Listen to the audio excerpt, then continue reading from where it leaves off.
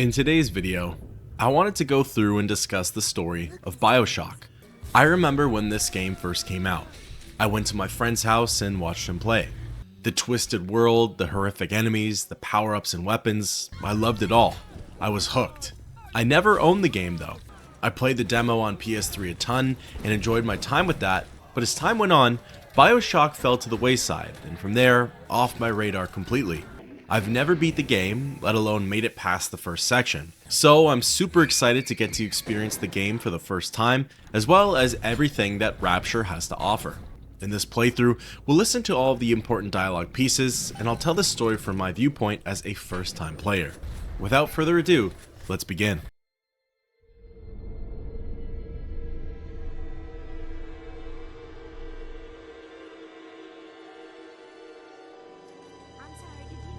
They told me, son, you're special. You were born to do great things. You know what? They were right.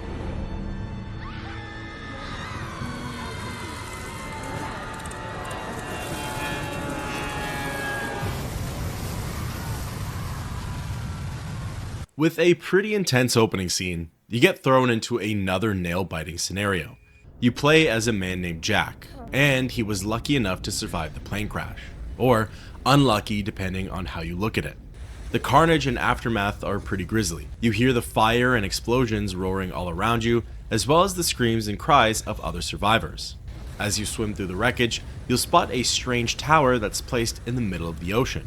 It acts as a beacon of hope and safety amidst the chaos. Or at least, that's how it was intended to make you feel. The doors leading inside the tower are open to Jack, and they even look somewhat inviting. Going on through, they close behind you and leave Jack in complete darkness. Moments pass and the lights turn on. One of the first things you'll spot is a giant statue. It's holding a banner that says, "No gods or kings, only man." This will 100% come into play later. Walking down some nearby stairs, the tower's design leads you into a strange lift, which is actually called a bathysphere. With no other choice but to pull the lever, the bathysphere begins to descend. As Jack plummets leagues beyond sea level, the player gets introduced to the world of Rapture.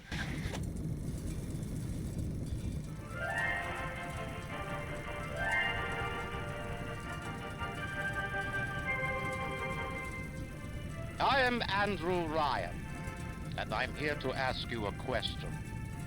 Is a man not entitled to the sweat of his brow? No, says the man in Washington, it belongs to the poor. No, says the man in the Vatican, it belongs to God. No, says the man in Moscow, it belongs to everyone. I rejected those answers. Instead, I chose something different. I chose the impossible. I chose Rapture.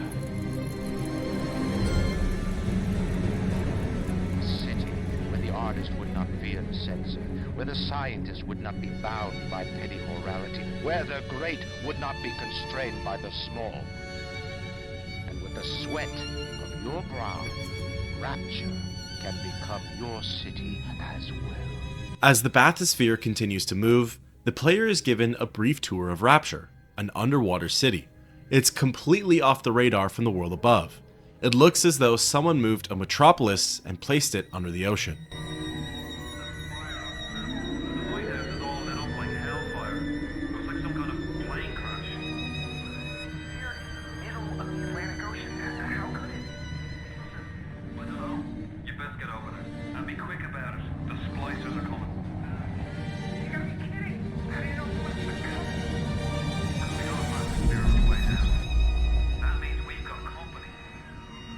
Through the radio, the player overhears two men speaking with one another. Neither of them were Andrew Ryan, and they were clearly talking about Jack and the bathysphere. At the end of the line, the lift docks and begins to ascend. No trespass. Just don't hurt me. Just let me go. Just my gun.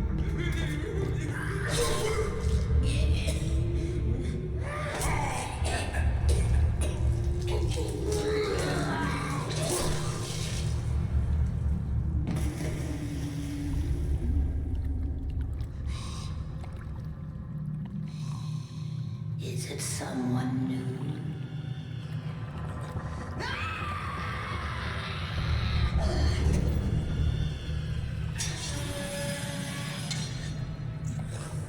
This is where the player gets introduced to splicers, psychotic, violent, mutilated people. For now, this one leaves Jack alone, but it's not the last that we see of her. Would you kindly pick up that shortwave radio? I don't know how you survived that plane crash, but I've never been one to question Providence. I'm Atlas, and I aim to keep you alive. Now keep on moving. We're gonna have to get you to higher ground. It's also where we get introduced to Atlas, the guiding light for Jack. He acts as your encyclopedia meets tour guide. Doing as he says, you take your first official steps into the city of Rapture. It's obvious from the look of things that it's not the city that it once was. Everything is old, broken, and rusted. The inhabitants are violent and unnerving. Just a bit border. How do you like that, mister? It's here that Jack picks up Old Reliable. The wrench is arguably the most efficient weapon in the game. You don't need ammo for it, and it can pack one heck of a punch. It's soon thereafter where Jack runs into his first splicer head on. There are different varieties of splicers found throughout Rapture. The most common and arguably the easiest ones to deal with are the thuggish ones. They fight using blunt objects and take a few swings with the wrench to defeat. Their attacks aren't tricky to dodge, but if they land, they can pack a punch right back at you. Looting is a very important feature of the game. It's where you can find health kits, ammunition, and other equally as important consumables. Wandering around the room and ascending some steps, you'll spot a machine called Gatherer's Garden. At its center is a strange elixir.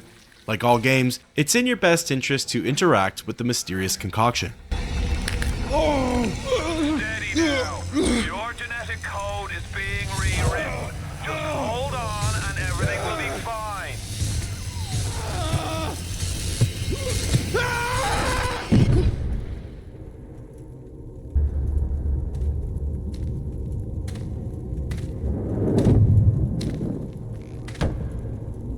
This little fish looks like he just had his cherry popped. Wonder if he's still got some Adam on him.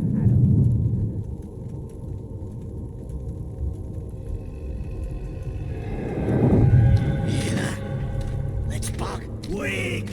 You're a weak chopper. This little fish ain't worth towing it with no Big Daddy. Yellow! Always have been. You'll be no better off with Metal Daddy, little fish. See you floating from right.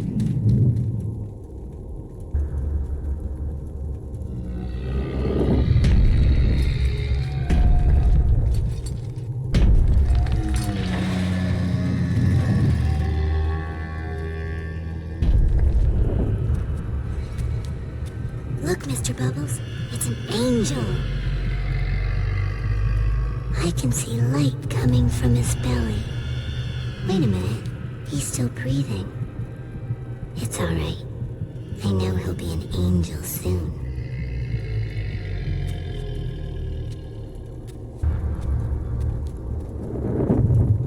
As Jack comes to, Atlas comments on your new plasmid. Plasmids are kind of like science meets magic. By injecting the serum into your body, your genetic code gets rewritten, as pointed out by Atlas, and as such, you have access to a new ability. In this case, you can shoot electricity out of your hand. This comes in handy for both utility and combat purposes. Some doors may need a power supply to open, and enemies get stunned when they're shocked. Plasmids aren't so easy to abuse, however. Jack is able to use them through something called Eve. Eve essentially acts as a mana or magic potion to help refill your blue bar in the top left corner. From there, each use of your plasmid takes out a sliver of your total Eve. Zapping and hitting splicers with the wrench is actually an incredibly efficient combination. Some splicers will drop in one hit. Listen, I've got a family. I need to get them out of here. But the splicers have cut me off from them. If you can reach them in Neptune's bounty, then maybe, just maybe. I know you must feel like the unluckiest man in the world right now, but you're the only hope I'll ever see my wife and child again. Go to Neptune's bounty. Find my family, please. This sort of comes as Jack's first real goal in the game. Before, you were just trying to survive the first wave of splicers, but now Atlas has given you an official task. Up ahead is where you're introduced to your first firearm, the revolver. As mentioned prior, firearms obviously need ammunition, and it never seems like there are enough bullets. However, being able to pick off your enemies from afar is always easier than running in for the melee attack. While picking it up and testing it out, Atlas explains a little bit about Rapture. He says that ever since Plasmids were brought to the city, things have drastically gone downhill. Everyone turned on each other and it became every man for themselves. One thing that BioShock does so well is that it creates that unsettling feeling. Even though the game is relatively linear, you never know what's lurking around that next corner. You've probably seen it for yourself by now, but it utilizes a mid-1900s aesthetic mixed with steampunk attire. I don't know what it is about those 20th century designs that unnerve a lot of players, including myself, but it works wonders. Occasionally, Jack will stumble onto a scene and get a glimpse of the past. You get to see moments from a pre-destroyed Rapture that help to paint the picture of the city's downfall. What's more, you'll commonly find these tapes lying around that act as documents and lore fragments of life in Rapture. Care to tell me why you've had a hole in the wall the size of Plymouth Rock coming out of your crapper going on 3 weeks? They're usually from random third parties, but sometimes you might recognize the NPC speaking. Moving on, you'll soon come across a familiar yet unknown character type. Something that you saw while you were blacked out after receiving your first plasmid. Careful now. Would you kindly lower that weapon for a minute?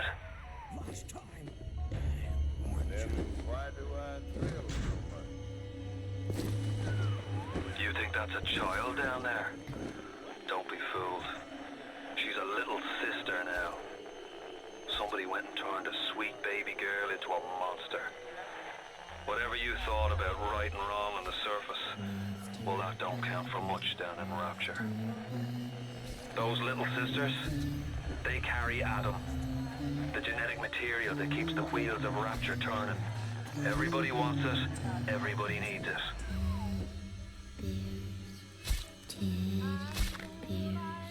Little sisters are practically synonymous with the BioShock series. It has to do with their creepy appearance as well as their value, as Atlas mentioned with the Adam they carry. But it also has to do with the morality that surrounds them. It's something we'll get into in just a bit, but for now, arguably more iconic to the BioShock franchise is what accompanies those little sisters.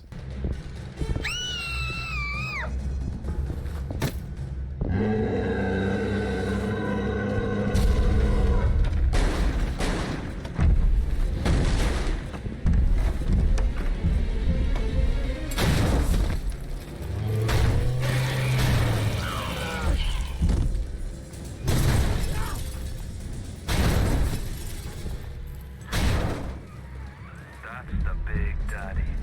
She gathers Adam. He keeps her safe.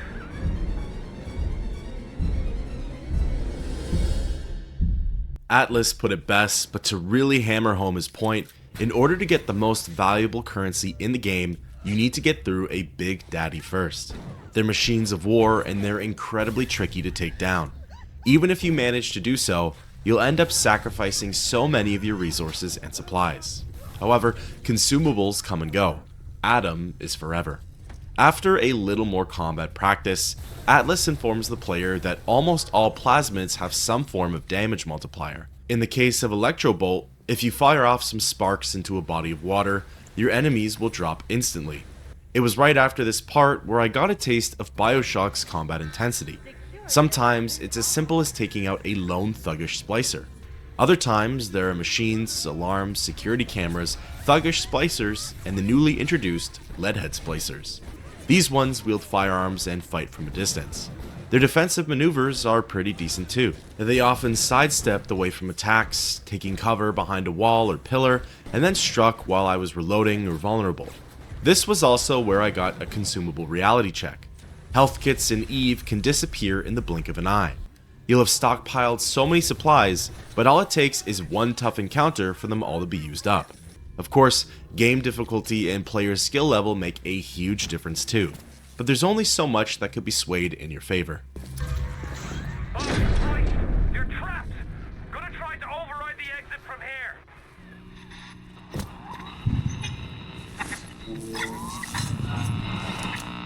So tell me, friend, which one of the bitches sent to you? The KGB wolf or the CIA jackal? Here's the news. Rapture isn't some sunken ship for you to plunder. And Andrew Ryan isn't a giddy socialite who can be slapped around by government muscle. And with that, farewell, or das Vidania, whichever you prefer.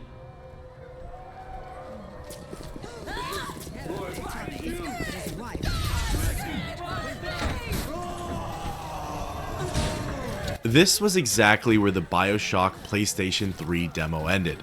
I remember wondering how Jack makes it out of this scenario alive, completely forgetting that I just took on 7 splicers at once. Not to mention, Atlas comes in clutch and can work wonders for Jack behind the scenes. Regardless, it's a pretty intense moment and perfectly captures the complete atmosphere of Rapture. Chaotic, violent, scary, and unpredictable. At its core is Andrew Ryan, the man in the slideshow at the beginning of the game and the city's founder. It didn't seem like you were in his good graces before, and now you definitely won't be received with open arms. After that scene, the player moves on to the second quote-unquote level of BioShock, the medical pavilion. Here, you're formally introduced to the idea of the vending machine. By now, you probably realize that you've been picking up dollars while looting the area. Money is the second most valuable currency in the game, as you can use it to purchase ammunition, health kits, Eve Hypo, etc. This is really useful if scavenging and looting for those supplies has come up dry. In order to progress with the story, you're then brought over to an interesting and fun feature for the game: hacking. There are plenty of machines around Rapture that will fight either for you or against you. Hacking is one way to make sure that those odds tip in your favor. I've always adored the hacking minigame in BioShock. It's up there as one of my favorites, as even if the difficulty increases, it more so has to do with the player's skill rather than the in-game hacking skill. Soon, after trekking further into the medical pavilion, the player may pick up a tape that sheds some light on an upcoming boss. Ryan and Adam and Ryan. All those years of study. Was I ever truly a surgeon before I met them? But Adam gives us the means to do it. And Ryan frees us from the phony ethics that held us back. After tripping the emergency alarm and forcing a security shutdown, the only way forward is to retrieve the key from Dr. Steinman himself. The full picture gets revealed later, and this information comes to you a bit prematurely, but Steinman is largely responsible for the way that splicers look. He's a surgeon who let his impulsive thoughts win. Andrew Ryan didn't do anything to stop him. In fact, he encouraged his work, and as such, mutilated the citizens of Rapture. You promised me pretty, Steinman. You promised me pretty. Now look at me. Look at me. Atlas radios in and says that you have to trek all the way to the surgical wing in order to face off against Steinman. The easiest way there is to follow the carnage. Arguably more annoying than splicers are machine turrets. These things are planted at the most inconvenient areas and will take you by surprise. If they don't kill you, they'll at least contribute towards your consumable waste. They can be hacked, and there are even plasmids to help with them further down the line, but they have a good chance of tearing through your health upon first contact. To add to the vending machine talk from before, there are also machines that are solely for giving out health, and ones that only supply you with ammunition. Again, the one you usually need more is the one that you don't come across. The next splicer on BioShock's bestiary is the Nitro Splicer. They deal with explosives and therefore pack a massive punch compared to their thuggish and leadhead counterparts. Fortunately, they attack relatively slow, and running away from the explosion's proximity is pretty easy. I'll sound like a broken record by saying this too, but coming soon is a plasmid that helps to better deal with them. Up ahead, through some of Rapture's tunnels and doors, you'll come across Steinman for the first time. He's able to make a hasty escape and covers his retreat with some debris. This is where Atlas radios in and tells you that it's time to look for a new plasmid, telekinesis. Running a full circle with the Nitro Splicer talk, telekinesis can be used to catch their projectiles in the air. They can then be flung wherever the player directs them at. The same could be said for basic debris and objects found on the ground. Now, there are some other features and mechanics of the game that need to be discussed. I will say, I felt very overwhelmed while playing. The game throws a lot at you all at once. I don't think this is a bad thing by any means, it's just a lot to digest and take in. Some of it isn't accompanied by a tutorial either, so you're left to figure out how to use said new ability all on your own. For example, there's special ammunition. This is pretty self-explanatory. In its most basic form, there are armor-piercing rounds, so Big Daddies and machines go down easier. However, on the other end of the spectrum, you have tonics. While there's an explanation of what the tonic does, the game doesn't necessarily say how it comes into effect or when it gets used. Not to mention, there are several categories for each tonic, and said tonic takes up a slot in its respective category. Tonics essentially act as passive perks that help give the player an edge to their combat, health, or plasmids. Conveniently, while looking for the telekinesis plasmid, Jack happens across the incinerate plasmid. Light up foes to 1,000 degrees. Warning, fire spreads. While Electrobolt acted more as a stun, Incinerate is an actual attack. Its damage multiplier comes from igniting any traces of oil found on the ground. Using Incinerate, the player can then return to the central area of the medical pavilion and progress further. Blocking Jack's way were blockades of ice. Adding a little bit of heat to the picture melts them away and allows full-on access to the rest of the area. Moving onwards, you'll come across more tonics as well as more firearms to add to your arsenal. So far, up until now, I've collected the revolver, the machine gun, and the shotgun, but there's still plenty more to come. As soon as Jack enters the dental services area, you'll finally come across the coveted telekinesis plasmid. As mentioned before, it allows you to pick up a wide variety of objects and fling them back out. Honestly, I feel like this power alone can carry you through a majority of the game. It's incredibly useful against some turrets as well as nitro splicers, and some enemies fall in 1 or 2 hits. It's just a matter of keeping your Eve replenished. This of course is easier said than done though. Continuing on Steinman's trail, once the debris is cleared, a few more enemies are taken care of, and some containers are broken into, it doesn't take much longer for you to stumble on the Twisted Doctor's lab. This is where the first real boss fight occurs, so recommended is to stock up on ammo, Eve, and health kits. Of course, that's not what I did though. What can I do with this one, Aphrodite? She won't stay still! I want to make them beautiful, but they always turn out wrong! That was too fat! This was too tall! This was too symmetrical! And now, what's this goddess? An intruder? He is ugly! Ugly! Ugly! Ugly! Steinman busts out his own machine gun, and it's officially a 1v1 between him and Jack. You'll notice that right off the bat, he has a lot more health than anything you would have faced up until now. While bullets do their fair share of damage, the plasmids have their uses in this battle as well. Electrobolt can stun Steinman, while telekinesis can be used to fling explosives at the doctor. There are also small puddles of oil placed around the lab that can be ignited for top damage. Of course, during the fight, I didn't think to use anything other than Electrobolt. His machine gun doesn't do loads of damage per hit, but if you're not careful, it can shred right through your health. There were a few other things I didn't realize until it was too late. The victims of Steinman's that are hanging up in the lab can be looted for health kits and Eve if you run out. The lowest level of the lab has a health station, but the area is flooded. Steinman can 100% heal himself at that machine, which caught me off guard and set me back by a lot. However, I'd be willing to bet my top dollar that if he was zapped in that water, his health would drop drastically. While bullets and the wrench are more convenient, if you utilize your plasmids in the most efficient way, the fight could be over in mere moments.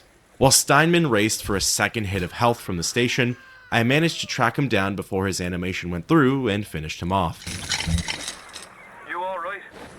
It was time somebody took care of that sick bastard. Make sure you get the key off Steinman and head back to emergency access. I'm working my way to the backside of Port Neptune myself. We'll get there soon enough. With the first boss taken care of and the key secured, the player can work their way back to the central area of the medical pavilion. However, a tunnel collapses and cuts off Jack. Taking a small detour through a previously unexplored area, it's time for a morality check. This is where the player gets their first taste of Adam.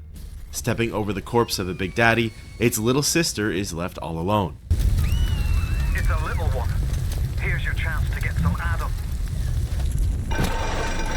It's just you and me and all of the tasty Adam I can drink. No, stay away from her, or it is you who will be shot next. Easy now, Doctor. He's just looking for a wee bit of Adam. Just enough to get by. I'll not have him hurt my little ones. It's okay, lad. It's not a child. Not anymore, it ain't. Dr. Tenenbaum saw to that. Peter, do not hurt her. Have you no heart? Aye, that's a pretty sermon coming from the ghoul who cooked up them creatures in the first place. Took fine little girls and turned them into that, didn't you? Listen to me, boyo. You won't survive without the antidote. Things are carrying. Are you prepared to trade your life, the lives of my wife and child, for Tenenbaum's little Frankenstein? Here, there is another one. Use this. Free them from their torment. I will make it to be worth your while. Somehow. Approaching the little sister, you're faced with two options. You can either rescue or harvest her. The former grants you with less Adam, but Tenenbaum says that she'll make it up to you. If you harvest the little sister, you get the maximum amount of Adam possible, but she'll die in the process.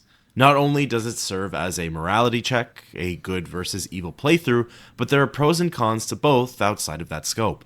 No! No! No! No!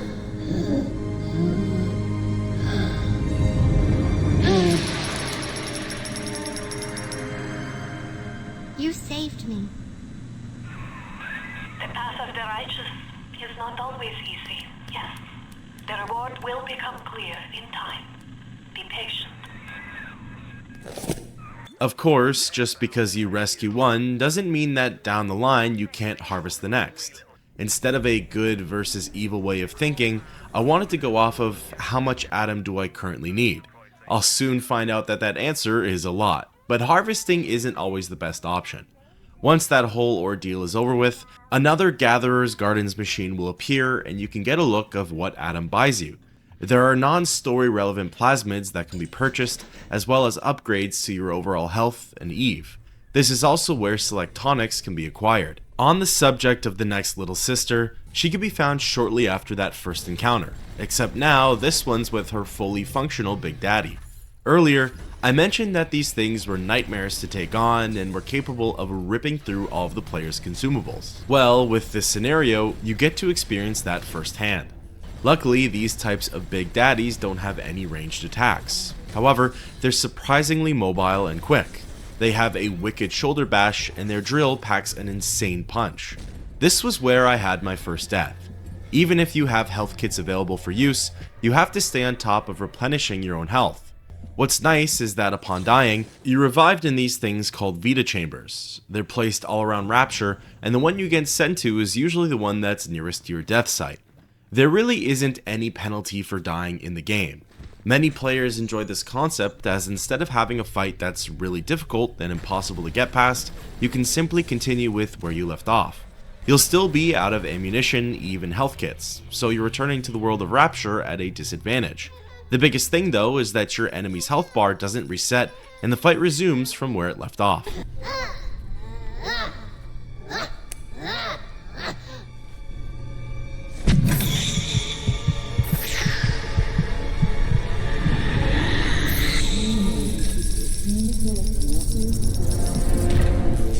The harvesting animation is certainly really dark. I've always wondered what that parasite thing is, and after a quick search, I got a little lore lesson. Those are sea slugs, the producers of Adam. Speaking of which, you might have noticed that you gain double the Adam for harvesting little sisters. Rescuing gives 80, while harvesting gives 160. What's tough and so perfect about the choice that BioShock presents is that it's a game of patience. Spoiling the surprise a bit, after rescuing a handful of little sisters, Tenenbaum rewards you with excess Adam. If you continue down the righteous path, you'll end up receiving more Adam than you would have with the wicked path. However, you just get more Adam at a time when you harvest the little sisters. Essentially, the idea is, do you want more Adam early game, or are you able to wait for a higher dosage as time goes on? Again, it's a beautifully crafted dilemma, and everyone's choice is going to be different. With the medical pavilion chapter closed, the Neptune's bounty chapter begins. The continued objective is to reach Atlas's family, who are all located in a section just beyond this one. Pretty much right away, you'll encounter another little sister. This time though, the Big Daddy looks a little different. There are actually several different Big Daddy types. The ones you encountered in the previous area are called bouncers, while this one is classified as a Rosie. While Bouncer used melee attacks, Rosie uses range attacks, so a rivet gun and explosives. I personally found Rosies to be a bit easier to face than Bouncers. The fight is paced a lot slower, and you can take your time planning out your next move. Of course, I still died during the battle, but I was close to beating it my first try. Working your way through Neptune's bounty, you're going to be facing off against quite a few splicers. One type of splicer that I haven't really gone over yet is the spider. They are, in my opinion, the creepiest of the group. Technically, the first enemy you encountered in the bathysphere who tore up Johnny was a spider slicer. During the first portion of this area, you're actually being stalked by one.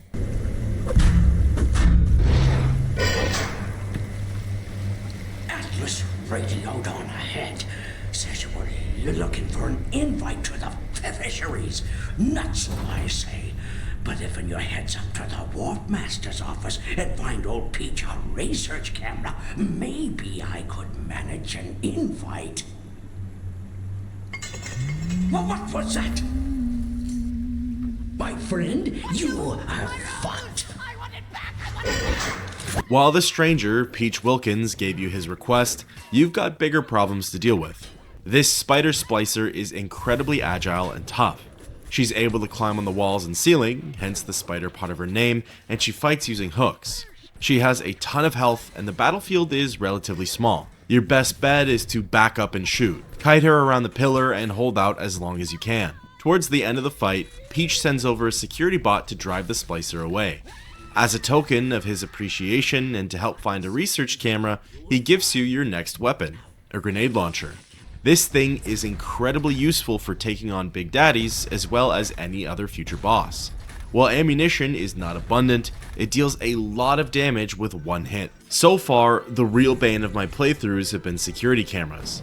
They sit high up on the walls and caught me off guard more times than I'd care to admit.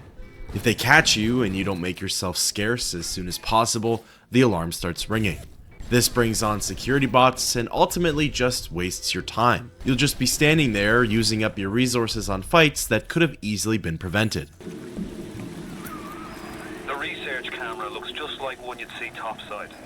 According to this magazine article I scrounged up, it can also analyze genetic information, parse biological structures, and lots of other $5 words. Atlas informs you that the research camera Wilkins wants is a little more than your average Kodak. By snapping pictures of your enemies, you'll learn their various weaknesses and vulnerabilities.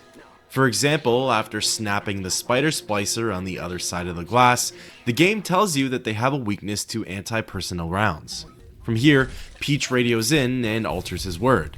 Instead of giving him the camera, he wants snapshots of 3 different spider splicers.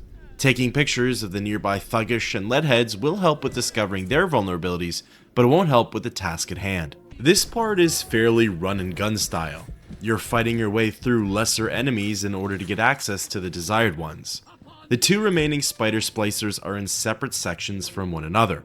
By using the game's hint feature, you'll read that one's in the Fighting McDonough's Tavern, Hotel Room 5, while the other is in the Jet Postal Substation. Fortunately, they're nowhere near as difficult as the one you fought just outside of Peach Wilkins' door. Once they've all been snapped, you can return to the fishery and hand them to the stranger. What's interesting is that upon stepping foot inside of the room, the game will notify you that there are still little sisters in this level that need to be dealt with. That of course is assuming that you didn't deal with all of them. You can choose to move on if you'd like to, but you'll be missing out on a lot of Adam. This will only make your playthrough more difficult. I really appreciate that the developers put in a warning message. It wasn't so much that I didn't know how many more little sisters were left, as the menu screen tells you that much, but I didn't understand the severity of leaving all of that untapped Adam. I guess I just assumed that Adam was a nice bonus to the playthrough, but it wasn't something that would cripple or enhance my experience. Going through with Peach's exchange, Atlas offers some foreshadow to the player. Before you head into the fisheries, a word to the wise. Old Peachy seems about as straight as a dog's hind leg. You keep your eyes open. Nobody walks into my swampy carrying the heat. Put your weapons in the pneumo, and then I'll let you in. If that's his price, you're gonna have to pay it. We can't very well take your plasmids away now, can he? Atlas is right on that one. If things go sour, you still have your new abilities. Interestingly too, Jack decides to keep his wrench on him. I know Peach explicitly said guns, but I figured it was an all weapons type of surrender. Either way, depending on what happens next, you could be in some hot water. Now, I bet when your boss waggled out of hell, he done told the devil he'd be right back. And the devil says, "Sure thing, Mr. Fontaine. I'll hold you a spot." Ryan promised Fontaine was dust, and now here you are doing his dirty. I guess that makes Ryan a bum, and you a... Peach talks some nonsense, and then of course, a fight breaks out. What he said though may have had a little more weight than it's credited for. In a previous conversation, Atlas also mentioned the name Fontaine. This was spawned on by Wilkins' fear of said character. While we only hear the name, the player is assured that this criminal lord has been dead for a long time, so there isn't much cause for concern. Regardless, for the first bit of the fight, visibility is poor and there are multiple splicers in the area with you. Even with only plasmids in the wrench, there are plenty of damage multipliers for you to work with.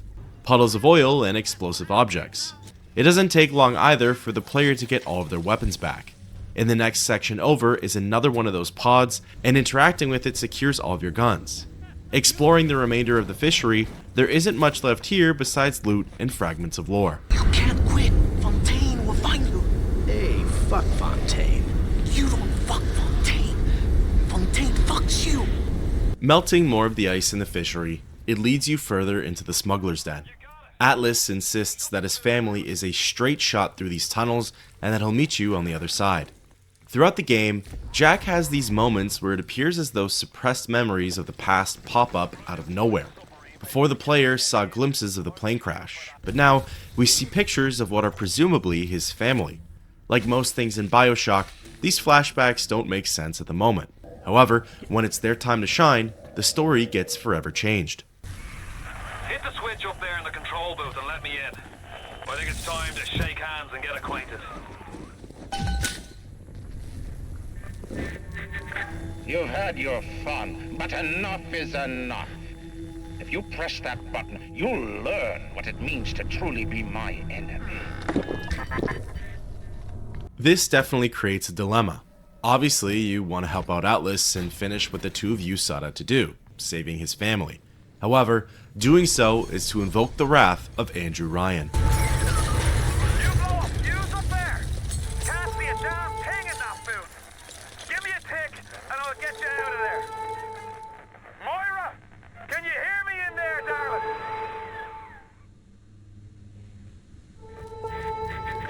So dark in here.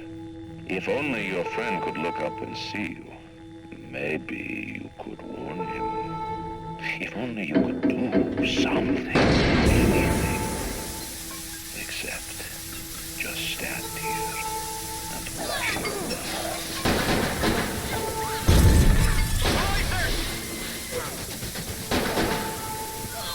They're everywhere!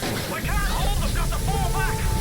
Get me family out and we'll regroup as soon as we can! Running and gunning through the halls of the submarine bay, the moment's tense. Atlas and his family's fate is left ambiguous. Splicers have overrun the bay, and personally, anytime anyone or the game itself tells me to get out or run away, my heart beats just a little bit faster.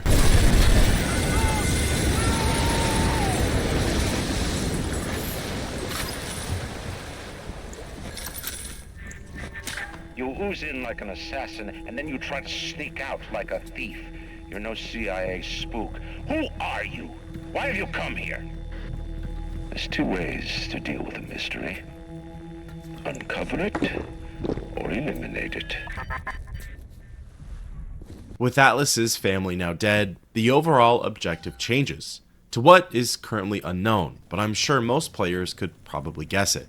Leaving the smuggler's den, that closes out the third chapter of the game, and the fourth one in the Arcadia opens. Moira,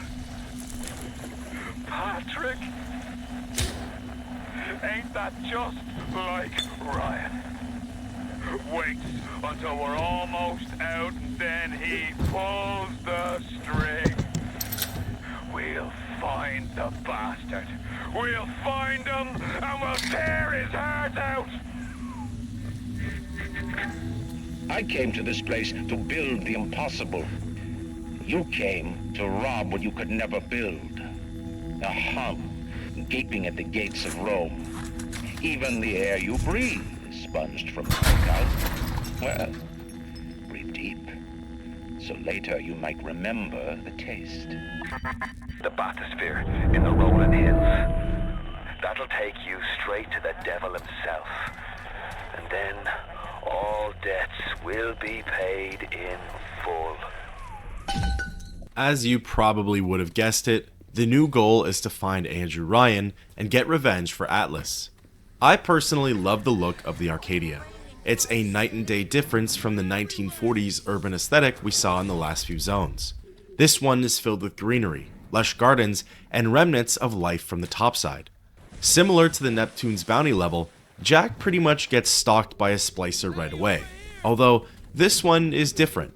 It's a variation that the player hasn't seen yet. It's called a Houdini splicer and has the ability to teleport away. While you don't face off against this enemy just yet, it serves as a reminder that Rapture evolves, changes, and becomes darker. Shortly after that encounter, the usual fight for your life segment continues. I found that the enemies in the Arcadia were actually stronger than splicers from the previous areas. While their attacks didn't feel any different, it seemed like their health bars were buffed up.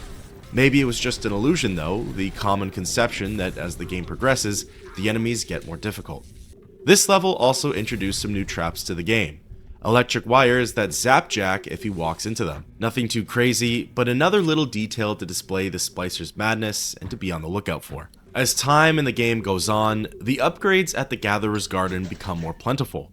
New plasmids, tonics, and buffs become available. This is a great way to keep the game fresh and to keep the Adam morality check dilemma relevant. A bigger need for Adam helps prolong the internal battle of whether or not you want to rescue or harvest the Little Sisters. On the surface, I once bought a forest. The parasites claimed that the land belonged to God and demanded that I establish a public park there. Right?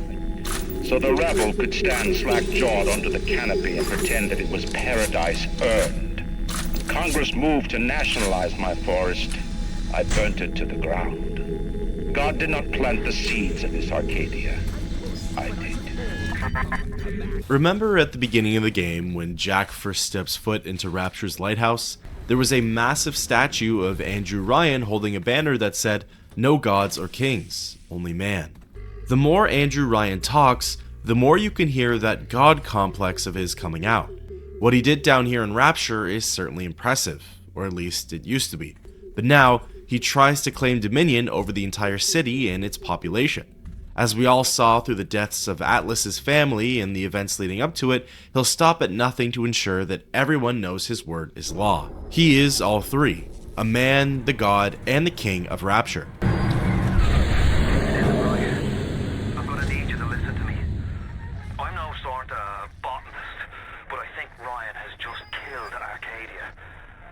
Put something foul into the air.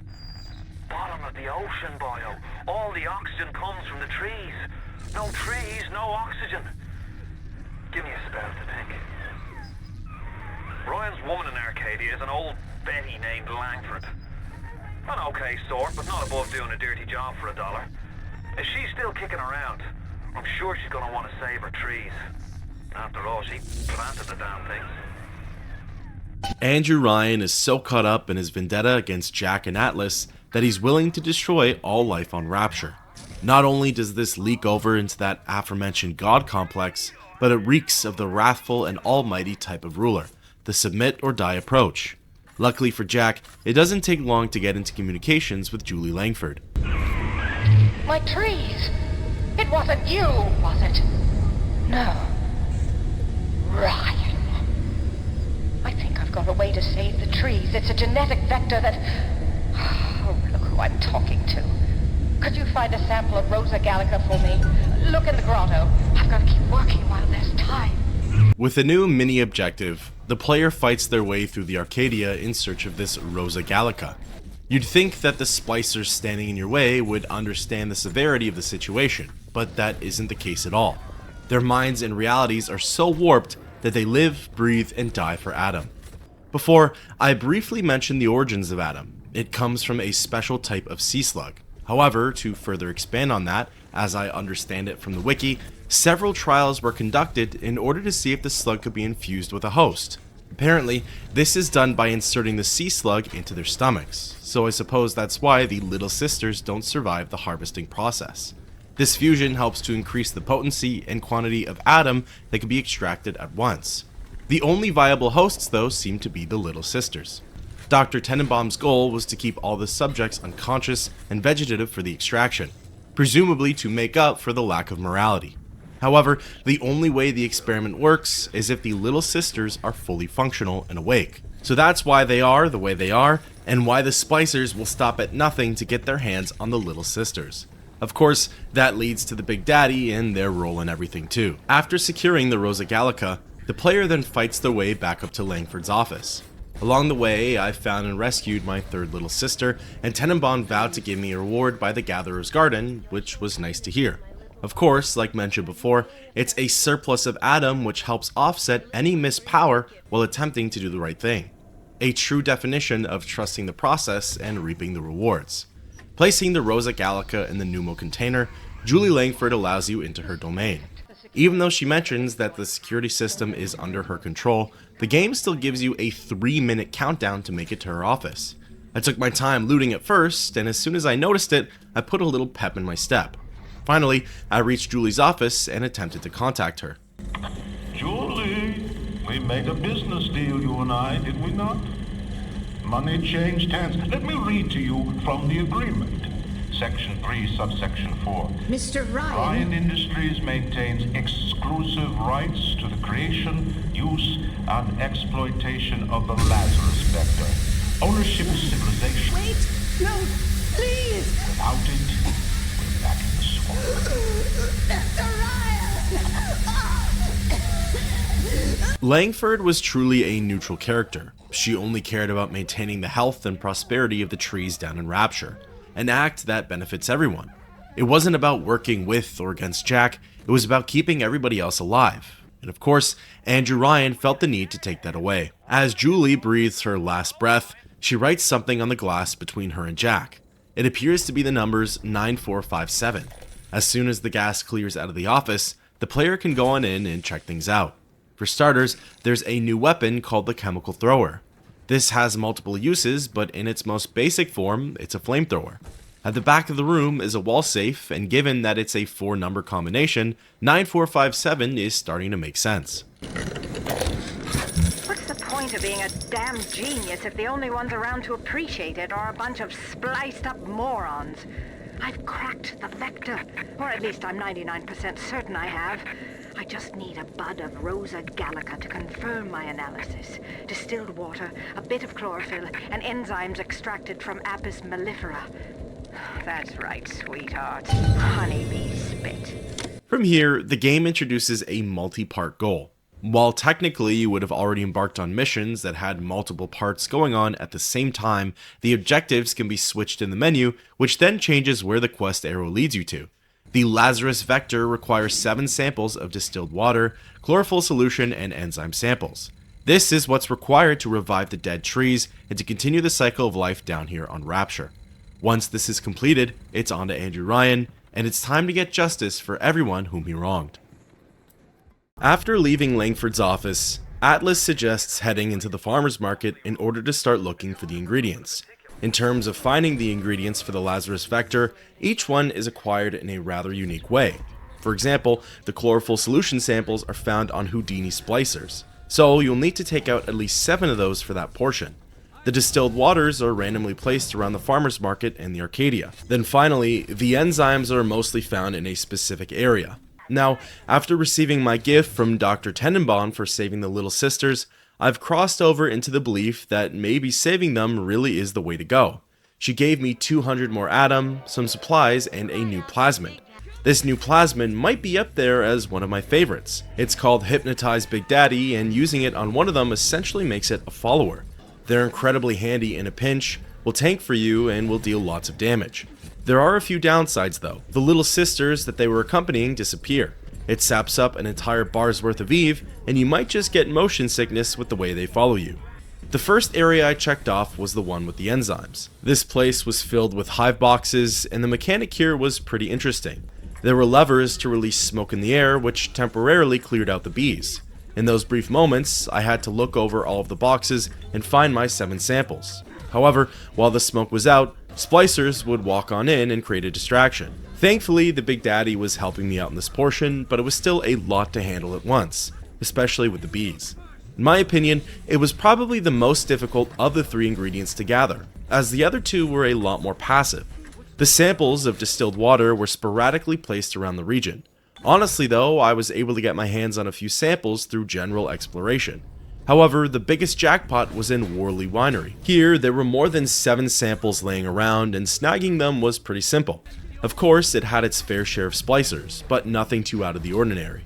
In between each goal, I tried my best to take on the Big Daddies in order to get to the atom. With my new equipment, there were lots of ways to handle the fights. Obviously, I'm still learning the best combos and seeing what works best for my playstyle, but as of this moment, it was pretty much a guarantee that I'd die at least once during the battle. In terms of the Little Sisters and rescuing versus harvesting, I found myself going back and forth between the two. Slowly building up to Tenenbaum's next care package, but also getting a good hit of Atom when I needed it. As for the final ingredient, chlorophyll solution, the Houdini splicers would just sort of show up randomly. When they did, I'd take them down and retrieve the samples. There were a handful of chemicals placed around the area, but I didn't notice them until it was all over. The 7th one actually took me quite a long time to find. I wasn't having much luck running into the right splicers, and as I mentioned before, didn't know that they were just out there in the wild. Finally though, after looking up and down the farmer's market and Arcadia, I stumbled onto the final sample for the Lazarus vector. Do you have all the components for the Lazarus vector yet? If you do, best head to a crafting station.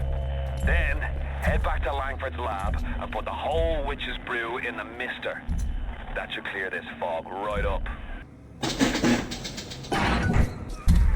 From the sounds of that you invent, I'm guessing you're the proud papa of a brand new Lazarus vector. Now drop the vector into a gadget called the Central Misting Control. Then we'll be cooking with gas. Returning to Langford's quarters, I got pretty frustrated with all the turrets and security cameras on site. I went through a couple of health kits and Eve hypos just to destroy them. Little did I know though, for what lied ahead, breaking them was a big mistake. Fortunately, a Big Daddy entered the area and I had some form of common sense to not take it out. In Julie's office, I placed the vector in the Central Misting Control and waited for word from Atlas.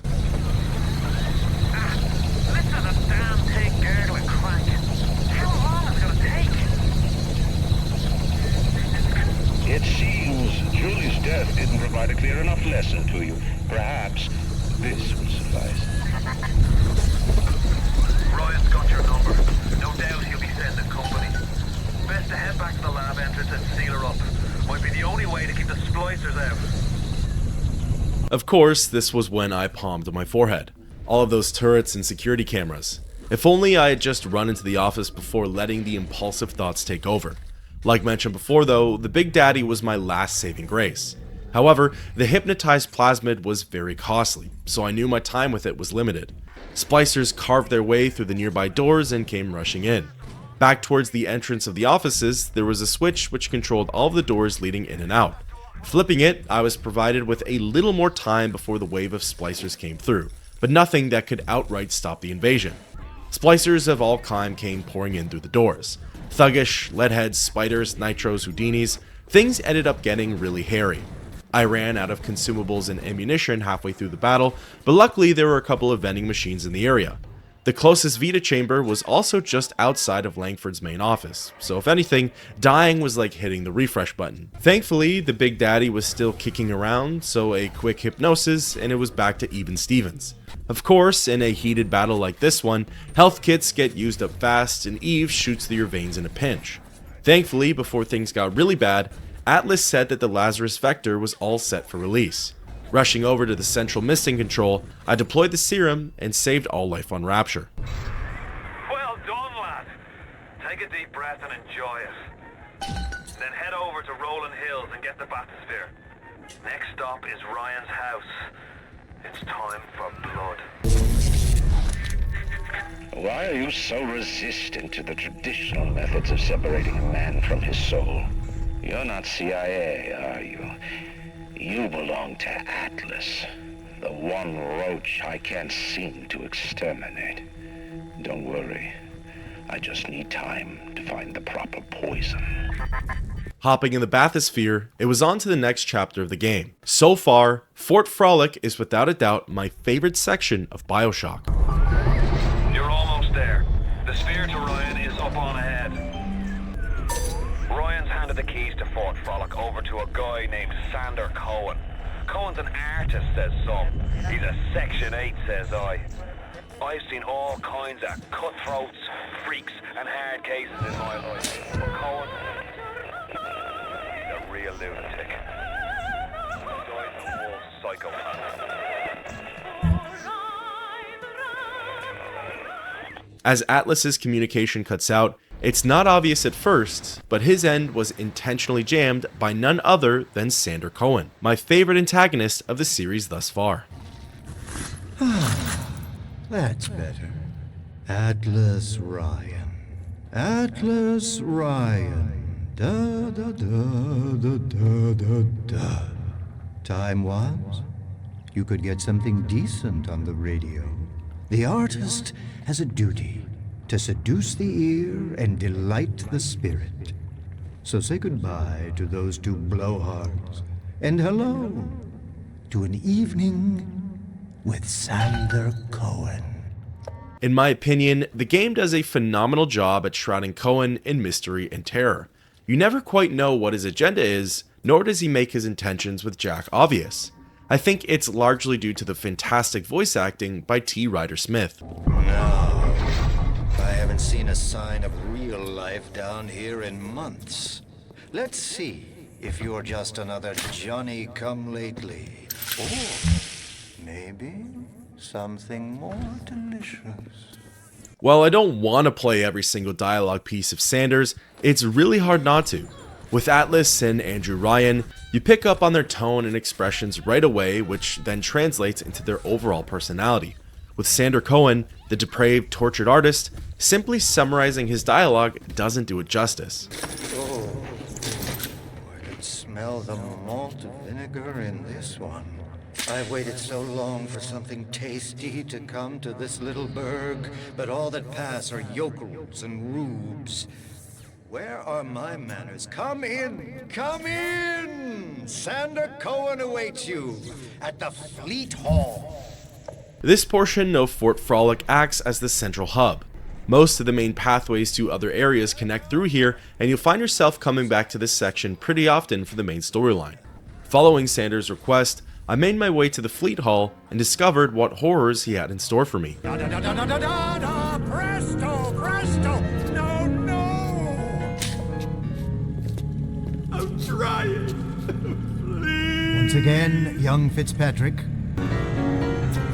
Oh, God, you sick fuck, let me out of there!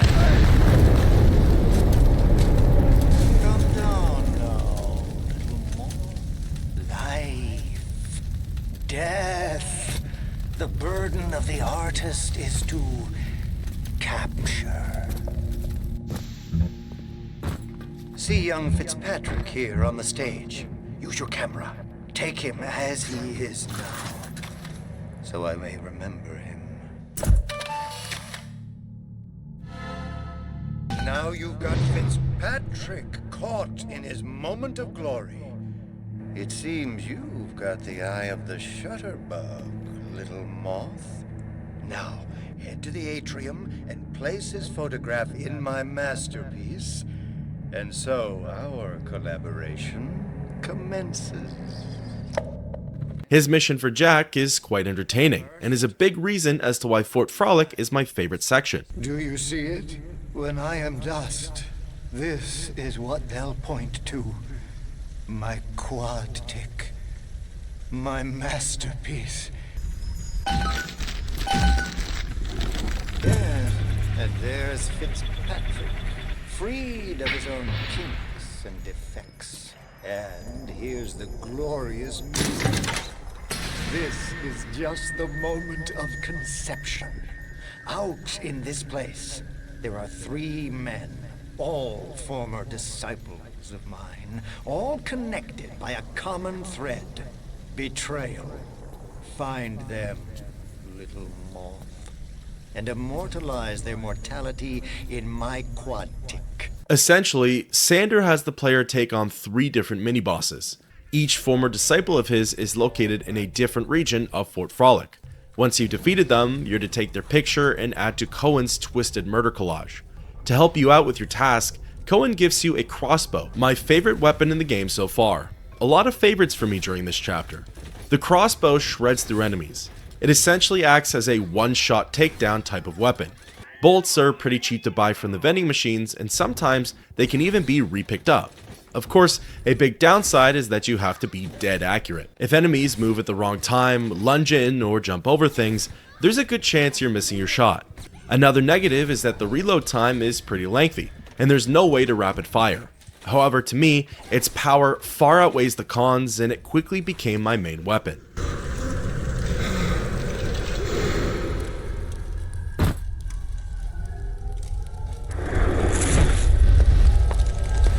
Guess the old grape finally sent someone. Son of a bitch, left me to freeze. Oh, I've got a pose all picked out for you.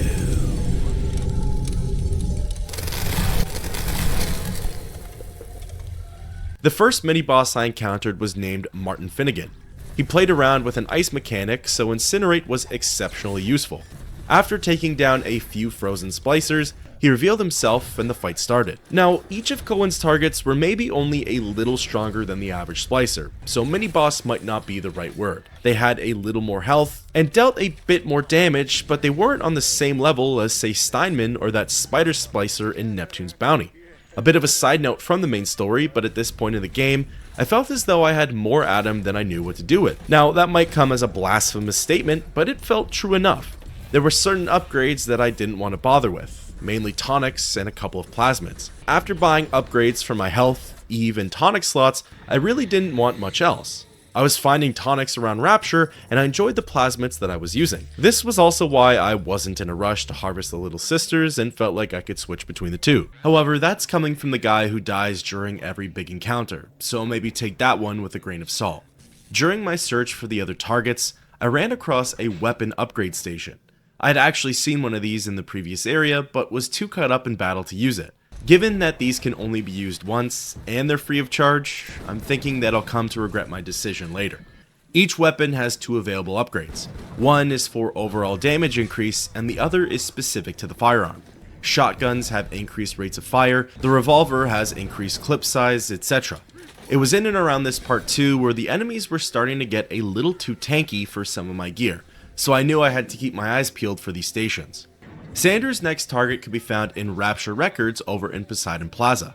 In my opinion, Finnegan was the most charismatic and interesting of the bunch. He had a whole cutscene surrounding him, while Cobb just gets some side dialogue. He's also pretty much just a nitro splicer, so his mechanic is blowing things up and setting the area ablaze.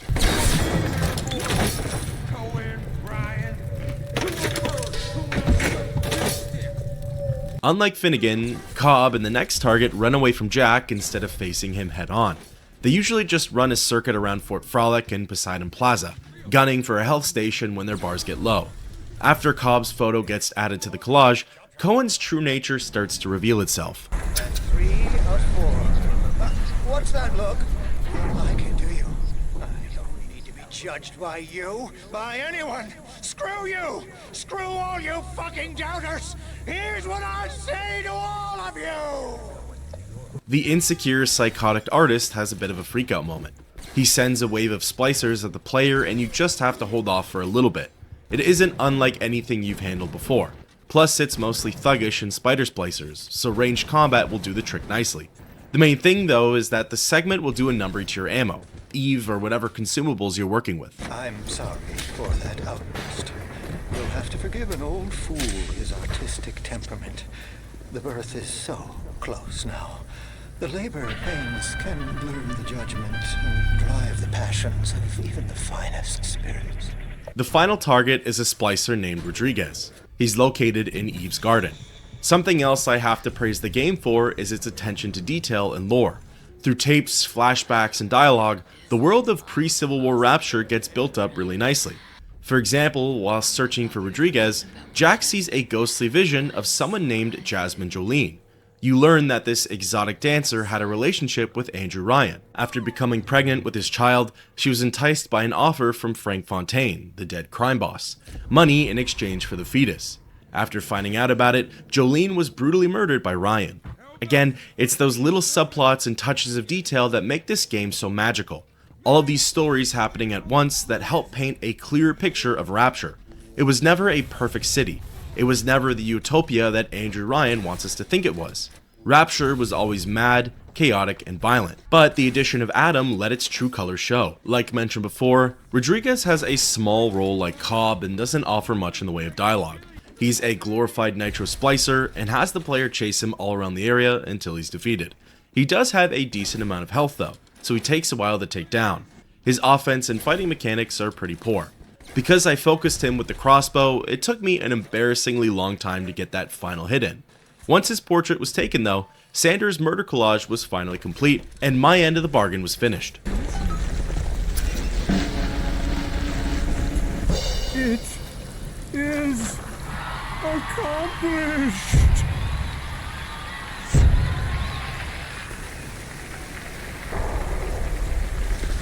Let me see it. My God, my God, my God, my God, my God. It's beautiful. You'll find your path to Ryan is now clear. Tell him Sanders said hello. Oh, yes, you may avail yourself upon one of my lesser works as a token of our time together. If you had become my one and true disciple, you might have been worthy of seeing inside the box of my most private muse. But who knows if that man is yet even born. Now, go. What happened to you? I've been trying to raise you for a dog's age. Never mind. Would you kindly leg it over to the spear and get on down to Hephaestus? It's time to settle up with Ryan. To be honest, I was shocked that there wasn't a final boss fight with Cohen. I thought for sure his insecure rage was going to creep out again and it would have ended in a duel to the death. But the fact that I got rewarded again with another gift and I was free to leave without any violence was pretty bewildering.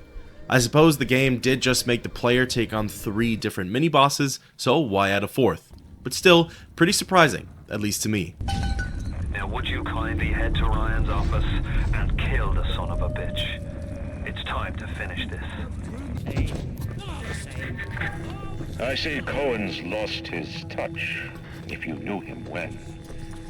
When he used to believe in the work, in the struggle. And now, he rots in that Neverland, waiting for someone to come and tell him he still got it. As Fort Frolic closes out, it's on to the next chapter, Hephaestus. The atmosphere is quite different in this level compared to the previous ones. The rooms have a red glow to them. The color of the sea changed from a deep blue to a smoggy orange.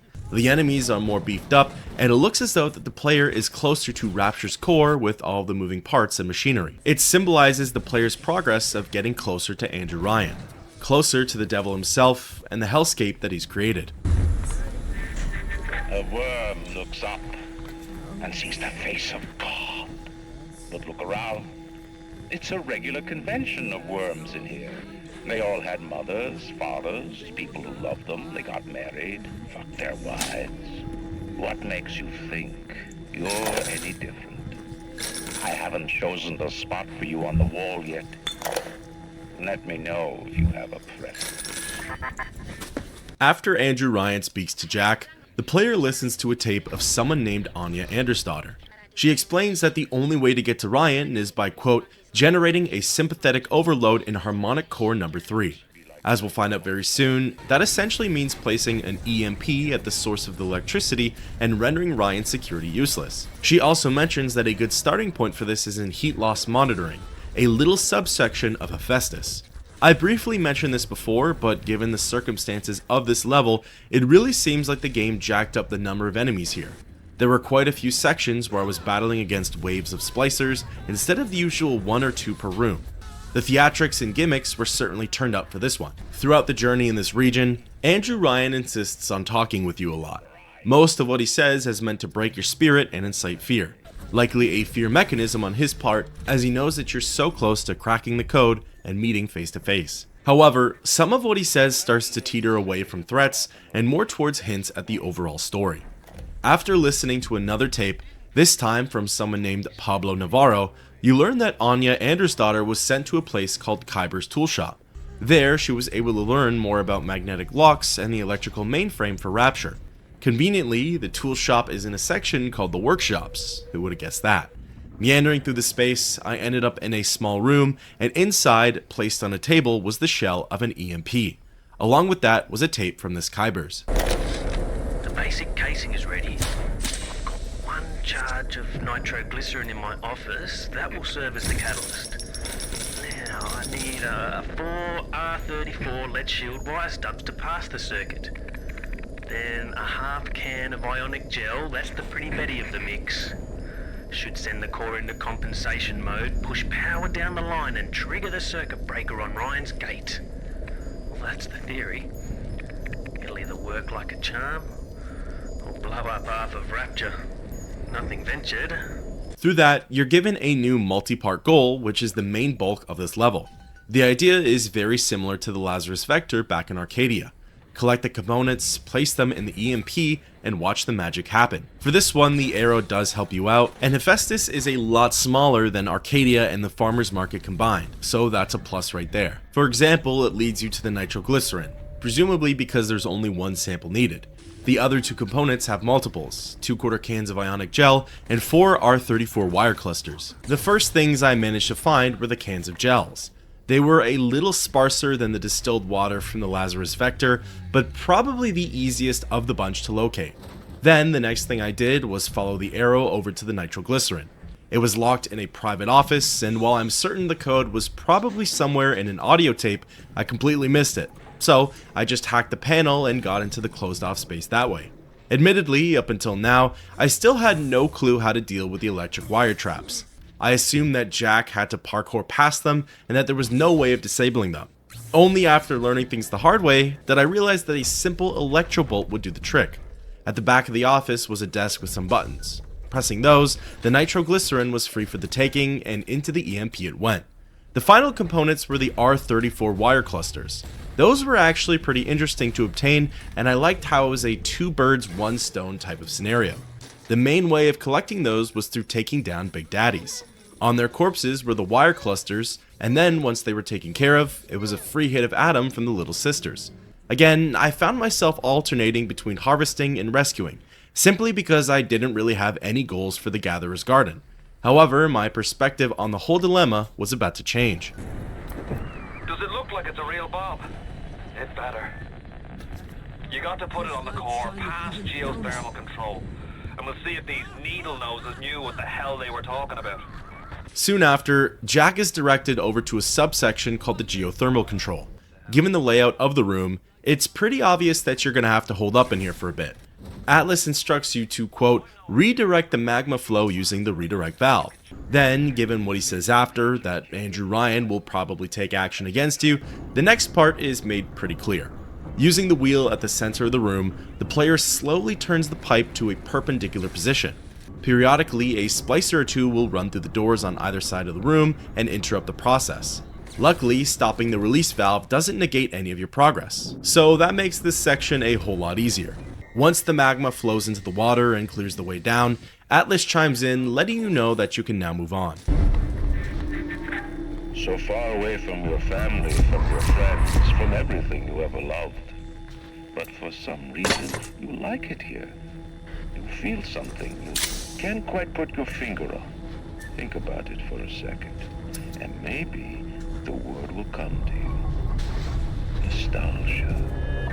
As you continue with your objective, Andrew Ryan's dialogue turns away from subtle plotline hints and more towards some serious reveals. Placing the EMP at the core, things get even more hectic down here in Hephaestus. The sounds are deafening, Ryan is screaming in your ear, the grounds are shaking, the security bots are running rampant, and the splicers are extra active. After a showdown outside of Ryan's office, the doors finally opened. It was on to the big bad boss himself. Even in the book of lies, sometimes you find truth. There is indeed a season for all things. And now that I see you flesh to flesh and blood to blood, I know I cannot raise my hand against you. But know this, you are my greatest disappointment. Does your master hear me? Atlas, you can kill me, but you will never have my city. My strength is not in steel and fire. That is what the parasites will never understand. A season for all things. A time to live and a time to die. A time to build and a time to destroy!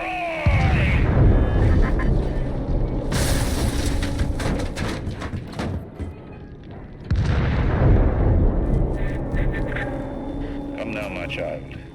There is one final thing to discuss. What? Ryan set the core to self-destruct. This is different than what you did.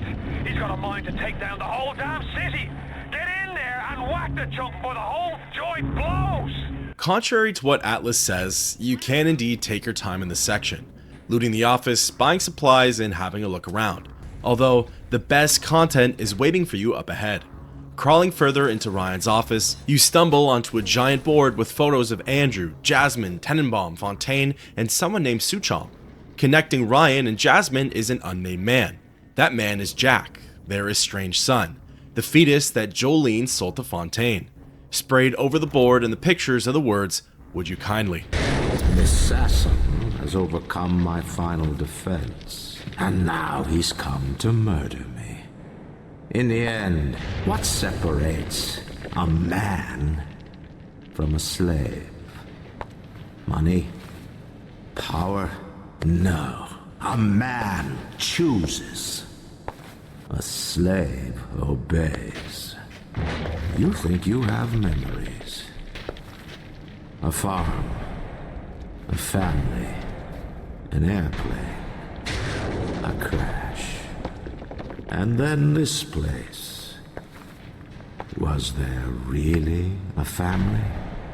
Did that airplane crash? Or was it hijacked? Forced down. Forced down by something less than a man, something bred to sleepwalk through life until they are activated by a simple phrase spoken by their kindly master. Was a man sent to kill, or a slave? A man chooses. A slave obeys. Come in.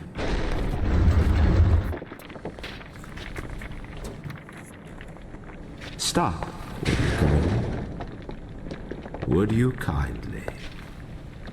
Powerful phrase. Familiar phrase. Would you kindly? Would you kindly get this? Would you kindly find that? Would you kindly find that? Would you kindly find it? Would you kindly get this? Would you kindly head to Ryan's office and kill the son of a bitch? Sit, would you kindly? Stand, would you kindly? Run! Stop! Turn. A man chooses. A slave obeys.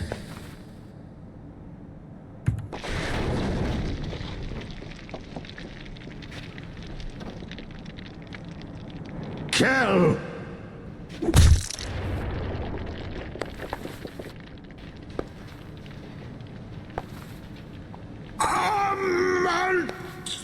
Deuces!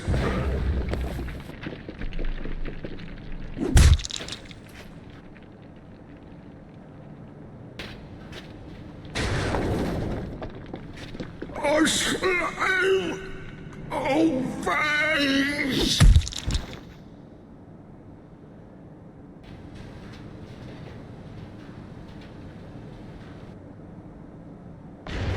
Obey!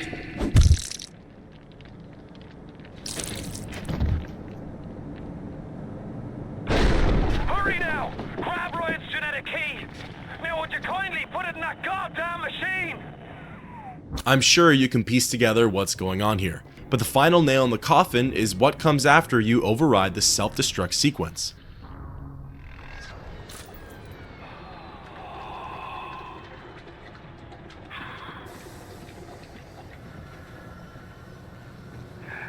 Nice work, Bio.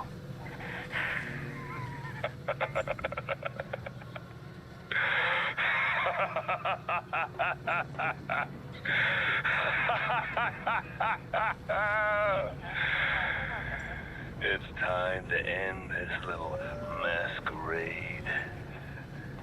There ain't no Atlas, kid. Never was. Selling my line of work takes on a variety of aliases. Hell, once I was even a Chinaman for 6 months. But you've been a sport, so I guess I owe you a little honesty. The name's Frank Fontaine. I gotta say, I had a lot of business partners in my life, but you, of course, the fact that you were genetically conditioned to bark like a cocker spaniel when I said, would you kindly, might have had something to do with it, but still. Now, as soon as that machine finishes processing the genetic key you just fished off Ryan, I'm gonna run Rapture tits to toes. You've been a pal, but you know what they say? Never mix business with friendship. Thanks for everything, kid. Don't forget to say hi to Ryan for me. As everything begins to spiral, of all the people in Rapture to come and rescue Jack, I couldn't believe my eyes when I saw a little sister come out of nowhere. Instantly, my heart sank as I thought about all the ones that I harvested just to get here.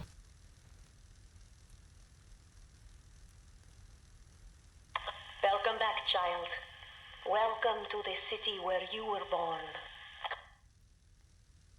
You are angry at Fontaine, yes? Now you know the truth.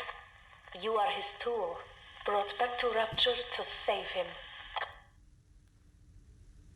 You have committed many sins, but perhaps you can find some redemption. While you sleep, I undo some of Fontaine's mental conditioning. His control is no longer complete, but he can still pull some very unpleasant strings. We made your mind with many locks and keys. Fontaine has most of those keys, but not all. Suchong designed your mind, taught Fontaine to control you. You might find answers in Suchong's flat in Mercury Suites. With that overload of information and twist after twist, we can finally calm down a bit to process everything that happened. I'll be honest, even though I never played the game, I've had it spoiled to me that Atlas ends up being the real enemy, so that part didn't come as much of a shock. I know it's unfortunate, but it is what it is. However, seeing the events unfold and the emotion from everyone involved was better than I could have ever hoped, so that's an A+ in my books.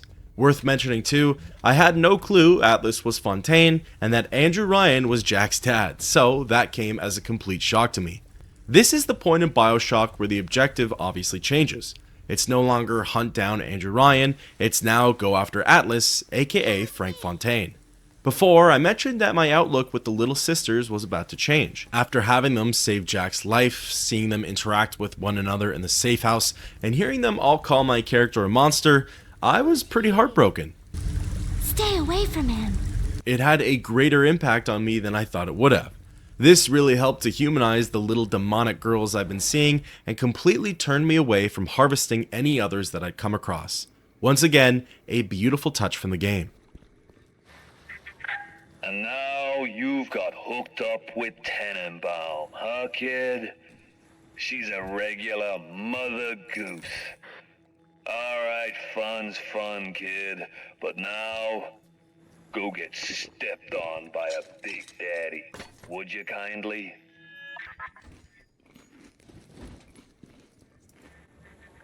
Huh? I says, would you kindly go get stepped on by a Big Daddy?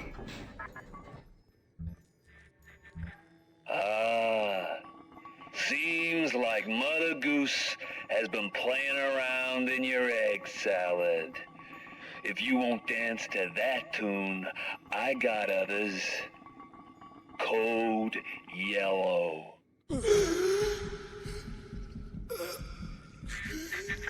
I just told your brain to tell your heart to stop beating. Not right off the bat, mind you. The heart's a stubborn muscle, but it ain't that stubborn.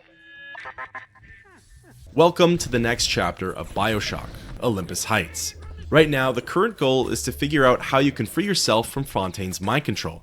Even though the overall objective of BioShock has completely changed, Rapture is still the same. Splicers roam the streets looking for Adam. Big Daddies are still protecting the afflicted little sisters. Horrors and atrocities are still rampant in Rapture. A small side note, but Olympus Heights is where the game introduces a variant to the thuggish Splicer. These new ones are pulsing with electricity, and Electrobolt no longer has an effect on them. So, you're gonna have to find a new way to stun them. Also, the crossbow, my newfound favorite weapon, needed to deliver upwards of 3 hits to defeat certain enemies. Like mentioned before, NPCs were getting more and more difficult as the levels went on, and Olympus Heights truly felt like a skill check. But peel back flim flam and a humbug, he's just another conman. And like all conmen, he worries he'll end up on the wrong side of grief. That's why he commissioned a Lot 192, the antidote to the mental control plasmid. Fontaine said I better not tell anybody about the antidote, not even Tenenbaum. And Suchong is inclined to listen. With the way forward a little clearer, the player soon stumbles on an audio tape from someone named Paparazzi. Or he's part of the paparazzi, it's a little hard to tell. Anyways, the man in the tape says that Dr. Tenenbaum and Fontaine used to be a couple. Whether that's true or not, if it was simply the pair working together on Jack's mind control isn't clarified. Regardless, Paparazzi gives you the code to the elevator in the center of Olympus Heights, 5744. Before heading there, the player continues to follow the arrow and ends up in Tenenbaum's former home. It was torn apart by Fontaine and picked over by splicers. The Lot 192 remedy has since been taken to Frank's penthouse, which is accessible via the locked lift.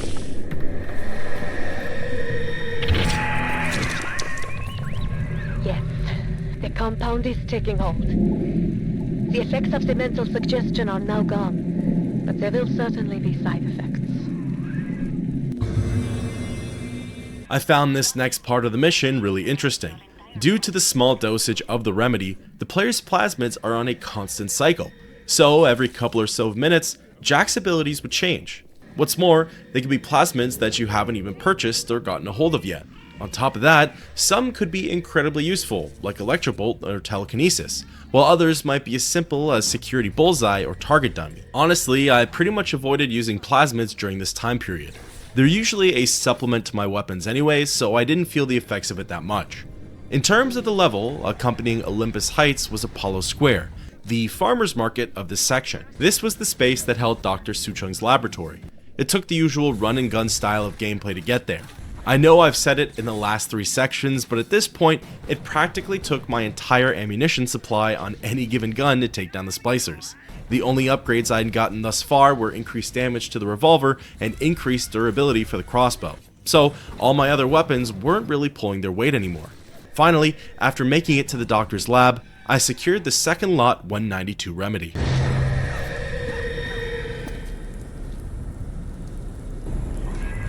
Now you are having freedom. Suchong's drugs should have no hold on you. Take the bathysphere to Point Prometheus. It is time for this matter to be settled. From here, the Olympus Heights chapter comes to an end, and so does Fontaine's mind control over Jack. Your health bar has reset back to normal, and you can once again pick from your lineup of plasmids. The next location is called Point Prometheus, and from there, it's on to facing Frank Fontaine. You broke the spell! But laying all your chips on Mother Goose, it's not like you never been double-crossed before. You know what I'm saying? Hoof it to Point Prometheus. We'll discuss this like men. You, me, a submarine topside, and more at 'em than you can possibly imagine. Heading into the bathysphere, it's on to the third last level of BioShock. Alright, you looking to slug it out? I'm game. But I got all the atom in the city, pal, and I ain't shy about using it. And now, I'm Jake to take her out for a spin. What is this you wait for? Go and get this idiot! This first section of Point Prometheus has the player chasing after Fontaine. He leaves traps and machines in his wake, which stand in Jack's way. Last chance, kid! You pack it in now, and I'll leave this dump to you and Frau Kraut. You keep on coming, and Rapture's a fish tank. Scheiße, you let him get away. Oh, I need a moment for thinking. Of course. This will be no problem. Find a Big Daddy and search his body. I would suggest you to be finding a dead one. The main objective for Point Prometheus is to have the player turn into a Big Daddy, or at least have them look like one. Scattered throughout the area are the various components that Jack needs in order to assume the part. There's no arrow here to guide you though, so there's lots of exploration that needs to get done. All things considered, the level isn't as big as say Fort Frolic or the medical pavilion. There are tons of small nooks, crannies, and rooms that you'll need to poke your head into though. The first zone I headed towards was optimized eugenics. Battling through the splicers and meandering across each chamber, I managed to find the Big Daddy's voice box modification machine. One down, 2 steps to go. Now, you need only to be finding the bodysuit and the pheromones from the other labs. What you wait for? Engraved invitation. At this point in the game, Fontaine's messages and memos to Jack are really interesting. It's exactly how Andrew Ryan acted when he knew I was getting close to him. They reek of fear, anger, and insecurity. He's desperately trying to scare off the player and to get them to turn around. It's a battle that Frank is unsure if he'll win or not, so he's trying everything in his power to avoid it. With the new voice box, Jack now sounds like a Big Daddy. Anytime he gets hit, you'll hear the low growls and groans that these abominations usually make. The next gear piece was located in an unmarked library. At the back of the room, beyond some turrets, splicers, and security cameras, I found the Big Daddy boots. You'll make terrible rackets, but it's start. Now you will have need of bodysuit and helmet. On top of the labored breathing, Jack now walks like one of them too. His footsteps echo throughout the area, leaving very little room for surprise attacks. However, it does bring me one step closer to reaching Fontaine. The next area was rather interesting. It was the Little Wonders educational facility, and the gear piece needed was quite unique. We bred little ones to imprint to certain smells, the pheromones. But this is not like putting on aftershave. You will need 3 industrial applications of this stuff, and then the little ones will be drawn to you like a bee to honey. You will have to gather 3 pheromones here, so that you smell disgusting. Just like a Big Daddy. Right off the bat, 2 samples of the pheromones were pretty easy to grab. They were conveniently placed on some tables and they were guarded by very few splicers. The third, however, was a little trickier to get my hands on. Delving to the lower level, I went through turrets, splicers of all kind, as well as another Big Daddy, although that last one was optional.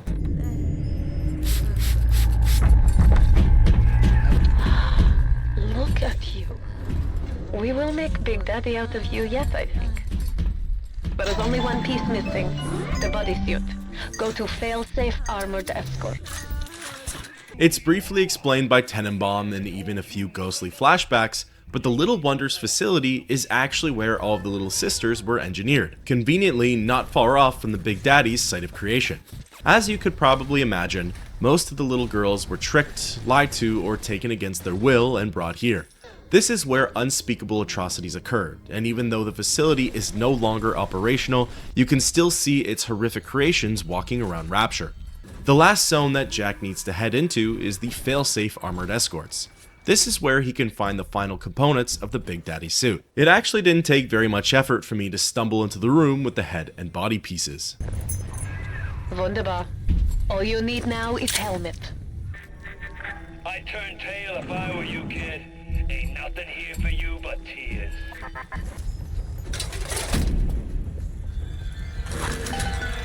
Yes. Now this is a Big Daddy. Are you ready? Now go to the Little Sister vent by the proving grounds. With the suit fully functional, Jack gains a 25% resistance to all damages. Of course, the drawbacks are that the suit is loud, clunky, and my peripherals are cut off. But BioShock is all about give and take. Point Prometheus was certainly one of the shorter levels of the game.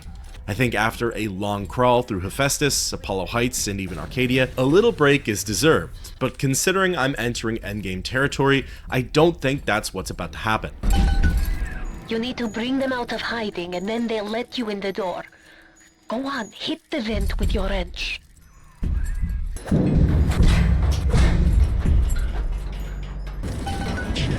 bitte. It would mean very much to me if you will be gentle with the girl. Mein kleines Mädchen. The second last level of BioShock are the Proving Grounds, and oh boy do I know why they got their name.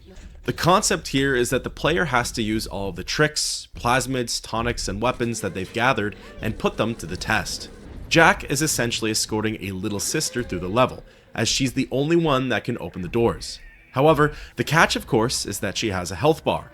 One of the fundamentals of BioShock is that everyone and their mother wants to get a hold of Adam. Even though I know that this little sister has been rescued and sapped of all her Adam, the Splicers don't know that. The Splicers are ruthless, violent, and worst of all, only target the little sister. I actually found this portion of the game to be pretty difficult. I've had a hard enough time looking after myself in Rapture, so to take care of another human being, that's something else entirely. Periodically too, the little sister will stop at a dead body and harvest it for its Adam, a genetically modified habit that they still can't seem to shake. I found these parts in particular the most difficult. The Splicers were tough and wouldn't go down without appropriate amounts of lead. I didn't have that much ammo, nor were my weapons that strong. Luckily, my health bar was still plentiful and untouched, but the same couldn't be said for the little sister. My first one ended up dying, and while I'm ashamed to admit it, so did my second as well as my third. However, I don't believe there are actually any repercussions. Tenenbaum chews out Jack, and you have to backtrack a bit to the nearest vent, but it apparently doesn't affect any of the future gameplay or outcomes of the game. Oh, what I was thinking. Never spliced up once the whole time I was down here in this aquarium. Figured it was bad to mix business with pleasure, but... Forget all the nose candy and floor polish I've been wasting time with. This stuff is the mother's milk! Fontaine speaks to Jack throughout this whole level, and it hints at events that are about to play out. The escort process for the Proving Grounds is pretty lengthy and burned through most of my supplies. However, at the end of it all, there is going to be some much needed relief. Honestly, I found the Incinerate 3 Plasmid to be loads of help here. Not only does it do damage and distract the Splicers, there were quite a few oil spills around, and I don't know if this actually helped, but I was able to engulf the little sister in flames without any penalty, so maybe it provided a little extra protection. Throughout the level, a bouncer has been stalking Jack and has clearly taken offense to the player stealing its job. Fighting the other Big Daddy marks the end of this section, and it sort of serves as a mini-boss. Although it isn't anything new, doesn't target the little sister, and is in fact much easier to take out than those who came before it. That might be plenty for the working scrubs and the pencil pushers, but I need more. More! I want to splice! Alright, enough to splice with! Fontaine is nearby. You are reaching worth now. Video Gaming 101 says that anytime there's a room with ammo, supplies, health kits, and every single vending machine / upgrade possible, a massive boss fight is going to follow. Given where Jack currently is, Fontaine's dialogue, and this message from Tenenbaum, There! You must use the needle of the little sister to drain Fontaine of his atoms. It is the only way to defeat him. Here, take this. Fontaine waits above. There will be no going back from here. Make sure you are ready to face him before moving on. What comes next is BioShock's final fight. To be honest, I was a little nervous. I had plenty of Eve, but I was low on health kits and didn't have that much ammo to play around with. Even after making some purchases at the vending machines in the Gatherer's Garden, I had no clue what Frank Atlas Fontaine had in store for me. Of course though, there was only one way to find out, and it was time to close out the game. I remember when me and the crowd put you in that sub. You were no more than 2. You were my ace in the hole, but you were also the closest thing I ever had to a son. And that's why this hurts. Betrayal, kid. Life ain't strictly business. Arriving at Fontaine, the level was a little confusing at first. Strapped to an atom-pumping machine at the back was a giant, mutated version of Frank Fontaine. 4 icons popped up on my screen, each depicting a jar of Atom. Tenenbaum urges the player to take advantage of Frank's dormant state and to sap the first hit out of him.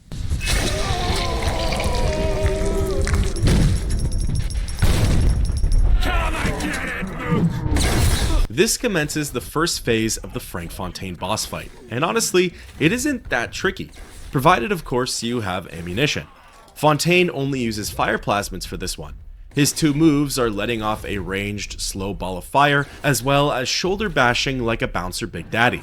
Both maneuvers are easy enough to predict and dodge, so long as you keep your distance. As for his health, it's about the same as a Big Daddy's, or perhaps even less. Once his bar hits 0, it's time to sap the second hit of Atom from Frank.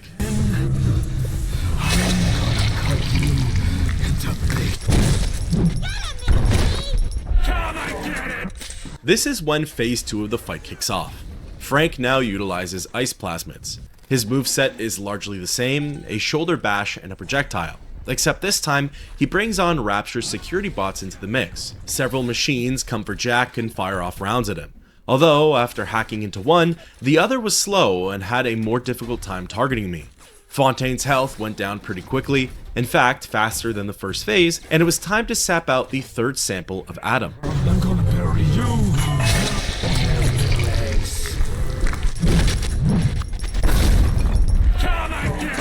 This is when things got pretty crazy. Fontaine started to use shock plasmids, security bots were still flying around, and now splicers began to pour into the arena. It was most definitely overwhelming, and at times things got dire. I was low on health, out of first aid kits, and my ammo was burning up. Fortunately, after some brief exploration, I managed to find supplies lying around the lab. There were enough consumables to fully regenerate my bars, and some ammunition for the big guns. I found the grenade launcher to be a massive help for this part. Its damage radius was able to pick off the lone splicers and still have an impact on Fontaine. After my final shot, I ran over to the jacked up Frank and sapped out the last bit of his Atom. Good money for you. This is what I get.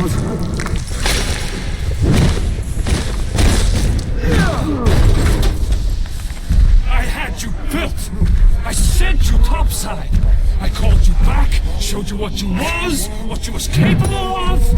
Even that life you thought you had, that was something I dreamed up and had tattooed inside your head. Now if you don't call that family, I know what is. And now,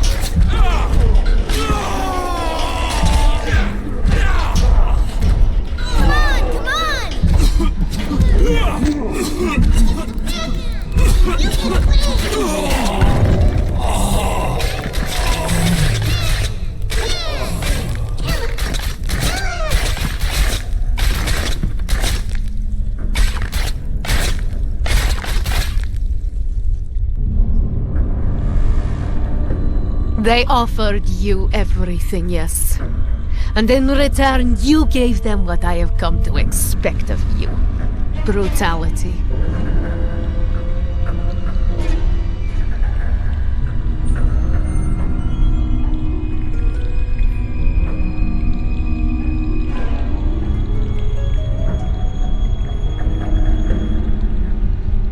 You took what you wanted. All the atom, all the power.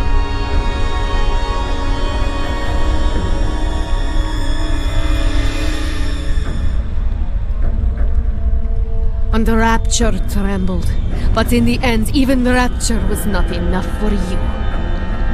Your father was terrified the world would try to steal the secrets of his city. But not you, for now you have stolen the terrible secrets of the world. With that, thus officially wraps up the story of BioShock. While that was the bad ending, I'll now play the good ending.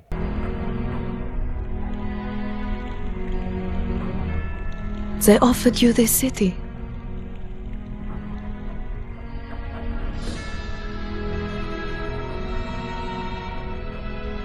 And you refused it. And what did you do instead? What I've come to expect of you. You saved them. You gave them the one thing that was stolen from them. A chance. A chance to learn. To find love. To live. And in the end, what was your reward? You never said. But I think I know. A family. There are a few endings to the game. Depending on how many little sisters you rescued or harvested, you'll get either the good or the bad outcome. If you both harvest and rescue the little sisters, kind of like how I did, it nets you the neutral outcome, which is honestly more aligned with the bad ending. Now, if you choose to rescue all of the little sisters, with the leeway of harvesting only one, you get the good outcome. Harvesting or rescuing all of them will either net you the totally good or totally bad outcome. Both share the same visuals as their neutral and good counterparts. The only difference really is that Tenenbaum's demeanor and voice changes. Depending on the outcome, she will either get really angry with Jack or very calm. With Andrew Ryan and Frank Fontaine dead, and the future of Rapture left up to interpretation, aka until BioShock 2 comes out, that puts an end to BioShock 1. Now, I'll talk a little bit about my experiences and thoughts with the game. First things first, the story. I thought the story of BioShock was fantastic. Like mentioned before, I unfortunately knew about the big twist in the middle, the would you kindly phrase, and Atlas being Fontaine. So that wasn't as big of a surprise as it should have been. However, the delivery and messaging behind it was still impeccable. Even though I knew about them, BioShock managed to present them in a way that was both intense and powerful. The raw emotion coming from both NPCs, as well as the state of Rapture in that moment, created the perfect storm. The other major plot points, like Andrew Ryan being Jack's dad, the little sisters rescuing Jack from the control room, etc., were all completely new and unknown to me. After that section, it was all uncharted territory and a fresh new experience. Story-wise, I wouldn't say that I really had any complaints. Everything felt sound, was paced nicely, and was easily communicated to the player. The one thing I maybe would have changed is the requirements for the good ending and the bad ending. Harvesting 2 or more and getting locked into the bad ending feels a little too tight, especially before the big twist. I found myself going through a bit of a character arc during the Olympus Heights portion. Having been saved by the little sisters and seeing them as normal little girls, I had a change of heart towards harvesting them.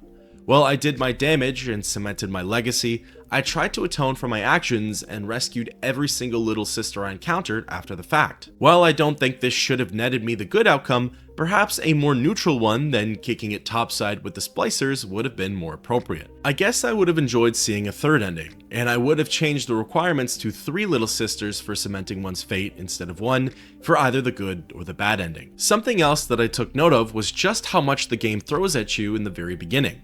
Tonics, plasmids, weapons, hacking, Eve. It was all a little overwhelming.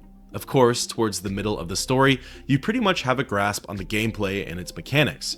but in the beginning, I let a lot of things fall to the wayside simply because there was too much to process all at once.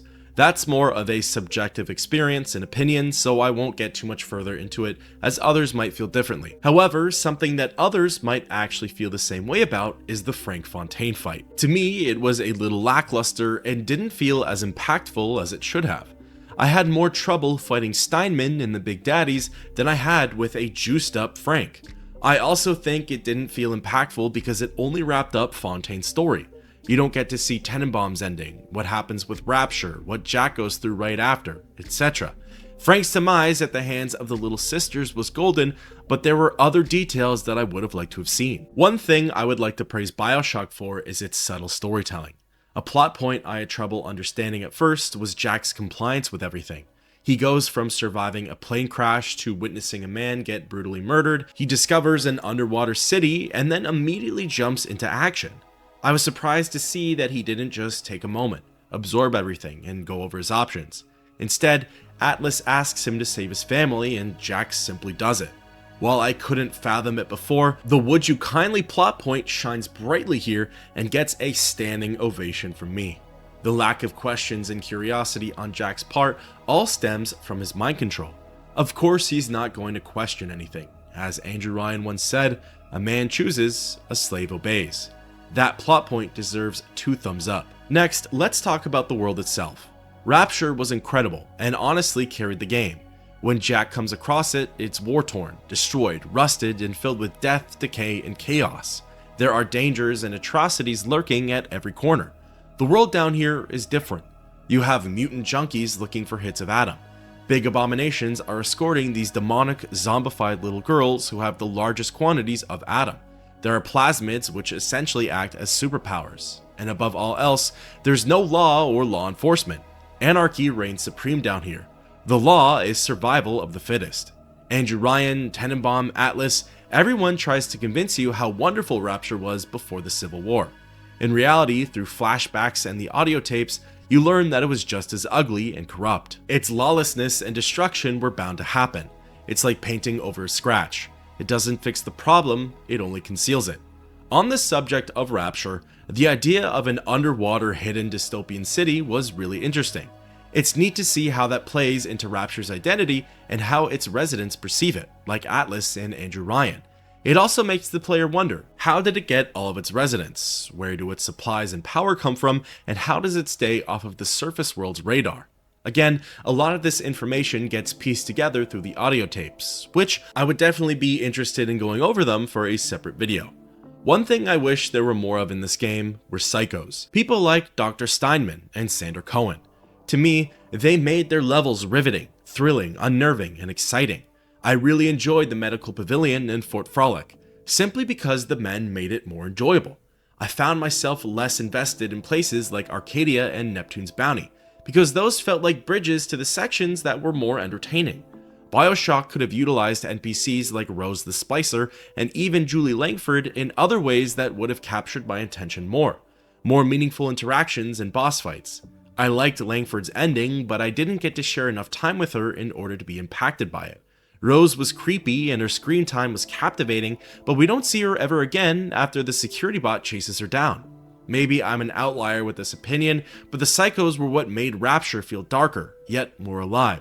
I think that's why I feel more strongly about the first half of the game. It explores themes steeped in horror and chaos, while still fleshing out the story. The second half of the game was great, but it shied away from those elements and crept towards more of an existential tone. A man who's trying to figure out who he is while simultaneously saving Rapture. Overall, I really enjoyed my time playing through BioShock 1. This game was incredible, and while I have some criticisms, most of my thoughts and opinions are positive and encouraging. I'm excited to get into its successors one day and see how they compare to this masterpiece. I'd love to know your thoughts on the story of BioShock down below, and until next time, keep on adventuring.